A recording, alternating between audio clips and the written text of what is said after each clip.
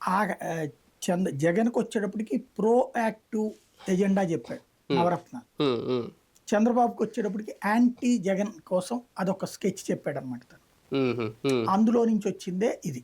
ఉమ్, అయితే అది ఎంతవరకు ఇంపాక్ట్ అవుతుంది? ఖచ్చితంగా ఇంపాక్ట్ అయింది. ఎందుకంటే ఆ, మొన్న ఒక సినిమా ఆయన చెప్పారు నాకు. వాళ్ళ దగ్గర పనిచేసే వంట మనిషి అకస్మాత్తుగా రేపు పొద్దున్న నేను వెళ్ళాలండి సెలవు అన్నాడట. ఉమ్, ఏమయ్యా నువ్వు వెళ్ళి ఎందుకు వెళ్తున్నావు అంటే ఓటేయడానికి అన్నాడట. ఉమ్, నువ్వు వెళ్ళి మీ ఊరు వెళ్ళి అతను ఎక్కడో శ్రీకాకుళం దగ్గర ఎక్కడో అనంట. ఉమ్, హైదరాబాద్ నుంచి నువ్వు శ్రీకాకుళం వెళ్ళి రేపు ఓటేస్తానికి ఓ రోజంతా సరిపోద్ది. ఉమ్, ఏమి ఇస్తారు వాళ్ళు? ఉమ్, 2000 ఇస్తారా? నేను 10,000 ఇస్తాలే, నువ్వు ఉండన్నారట. ఉమ్, 2000 వాళ్ళు ఇచ్చేది అంతే కదా. ఓటుకి 10,000 ఇస్తానంటే ఆ డబ్బులు ఎట్టగింటే ఇచ్చేస్తారు సార్ అని నేను వెళ్ళాలి డబ్బులు అన్నాడు. వచ్చేస్తాయి. అవును. ఆ, ఉమ్, ఎందుకు నీకు అంత ఎందుకు పట్టుబడుతున్నావు అంటే బాగా టెన్షన్తో ఉన్నాడు. ఉమ్, ఏంటంటే నా భూమి కోల్పోతాను సార్ నేను వెళ్ళకపోతే గనక.